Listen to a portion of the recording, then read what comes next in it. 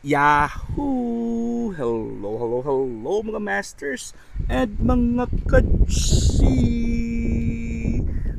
Good morning, good morning, good morning, good morning po sa inyo lahat dyan sa Pilipinas at sa buong Asian countries at kung saan kayong napalap ng ating daigdig ay hayaan nyo muna kami syempre ng ating bidang-bidang si G, the green girl, cutie patuti iguana.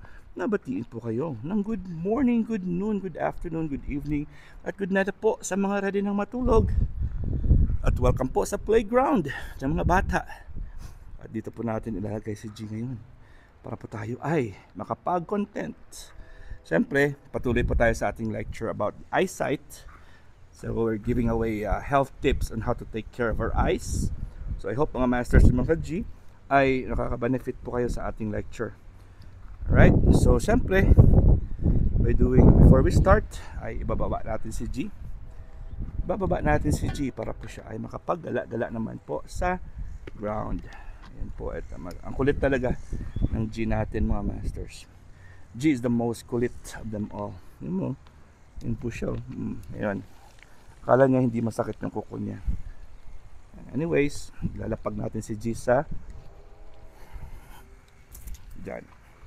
Alright, nandito na po si G sa ating playground.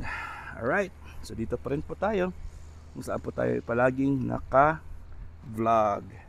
Anyways, let's proceed to our topic. Mga masters and mga G, may I ask for a thumbs up? Please don't forget to like, share, comment, and subscribe dito po sa ating channel Master Worm para po kayo ay always updated sa ating topic. Ang ganda ng kanilang playground. Ayan, si G ay playground na rin po siya. Anyways, our next topic for today is about taking vitamins. Taking vitamins, mga masters and mga ka-G, para po sa ating eyesight. Diba? So, ano po yung ating mga pwedeng i-take? Taking care of your health through supplements will also help protect your distance vision.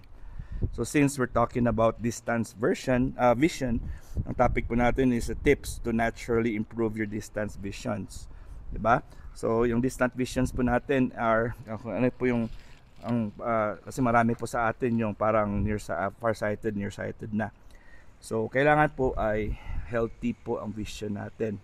Especially po kung halimbawa, yun, makikita ko pa ang pinakatuktok ng yung mga palm trees doon sa bahay.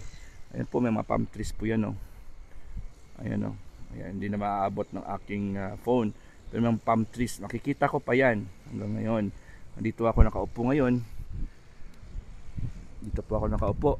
Pero kitang-kita ko po yan. So, ibig sabihin, okay pa naman yung vision ko, mga masters and mga ka-G.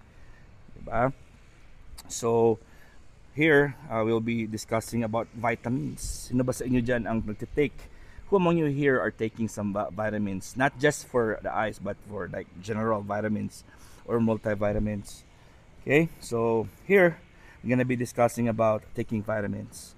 So it's very important. There are specific nutrients, vitamins, and minerals that your eyes depend on to function optimally. Okay, so may mga vitamins, minerals, and different kinds of nutrients, okay, na kailangan po para mag-function yung ating mga mata. So especially, hindi lang po yung mga mata, ha, di ba? Na-discuss ko rin po yan noon that every organ has a specific requirement kung ano po yung mga vitamins and minerals na kailangan nila para po sila ay gumana or para sila ay mag-function naturally and of course to perform its duty. Ayan na po si Gio kasi malapit na tayo na naman sa kalsada. Ay nako, mahilig talaga. Alam talaga ni G kung saan po yung kalsada at saan po siya tatakbo. Yung shapes and colors, di ba? So ito na po yung kalsada, oh. Labas niya. Kalsada na naman. So grabe talaga ang gustong ang ano ni G na talagang lumabas po siya. Alright, so ito po mga masters, some of which are vitamins A, C, and E. Vitamins A, C, and E. Kailangan po ng mga mata po natin yan. Mga A, C, and E, mga masters. Okay? And of course, antioxidants, omega-3 fatty acids, and then lutein. Ayan, very familiar po kayo sa lutein. Yan po yung makikita niyo po sa mga vitamins para sa mata. So vitamin A at saka lutein, yan po yung mga common na usually ay critical para po sa mata. Pero aside from those two, kailangan pala natin yung vitamin C, vitamin E, antioxidants, and omega-3 fatty acids. Ayan, so kung bibili po kayo ng vitamins, yun po ang hahanapin nyo. Yung mga vitamins or mga supplements na meron pong vitamins A, C, and E, and then antioxidants and omega-3 fatty acids and lutein. Okay, if possible, incorporate these nutrients into your daily diet by eating lots of leafy green vegetables, berries, and fish. So yun po ang, kung natural po, kung ayaw nyo kumain ng uminom ng vitamins, yun po ang magaganda. Kuha kayo ng meron pong green leafy vegetables, berries, and fish. Yung maganda po sa mata po yan. Okay? Yan po si G sa baba. Oh. So people who are intolerant of these foods or simply don't have time to take a meal, to make a meal, I mean, wala po silang oras para gumawa ng meals. Okay? So ang gagawin nyo na lang po is kailangan po na mag-benefit through mineralizing supplementation. Supplements na po tayo babawi. Pero mas maganda talaga pag meron kang chance na kumain ng mga pagkain na yon. Kakain talaga ng pagkain na yon, hindi po natin take for granted. We can never replace supplementation to real food, mga masters and mga ka-G. Tandaan po natin yan, ha. Okay? So meron po mga products na mas maganda sa mata. Meron yung mga products na naka-design talaga para sa mata. Ayun yung ating titingnan. Okay? So ulitin ko lang po kasi hindi ko pa na clear. People who are intolerant to these foods or simply don't have time to make a meal plan to ensure that they eat these foods would highly benefit from natural supplement like OcuPlus Plus formula. Meron po yung OcuPlus Plus formula na binebenta. Meron din sila mga Opti, mga ganon. So ako po meron akong product noon. It's called OptiBerry Plus from Classic World, from Classic Herbs Corporation. Pero hindi ko alam kung bakit parang na phase out kasi kayo yung OptiBerry na yan. So it's one of the best products that I usually recommend sa mga pasyente ko noon. It's a product from Classic World or Classic Herbs Corporation. It's called OptiBerry Plus. So yun po yung isa sa mga products na lagi ko pong reseta, recommend sa mga pasyente ko noon. Talaga nahanap nyo talaga ang butas para makalabas. Diba? So just make sure we have that products kung ano po yung para sa mata. Okay? Ensuring your body gets these specific nutrients will protect your eyes from common vision hindering conditions. So pag meron po kayong mga supplements na yan, nakakatulong po yan na ma-avoid ang mga problema sa mata, lalo na pa ang yung mga vision hindering problems. Tawag yung vision hindering problems ay parang naglulose ka na ng eyesight mo, nearsightedness, farsightedness, myopia, cataract, glaucoma, yung mga iba't ibang mga kasing mga eye problems ba, mga masters and mga ka-G. So make sure keep your eyes in the best health possible. Ayan, talaga importante po talaga yan sa atin mga masters and mga ka-G. So para natin maalagaan yung ating mga mata, kung hindi po tayo nakakakain ng mga healthy foods, ay kailangan po nating mag-take ng supplements, di ba? Ano po yun? Vitamins A, C, and E.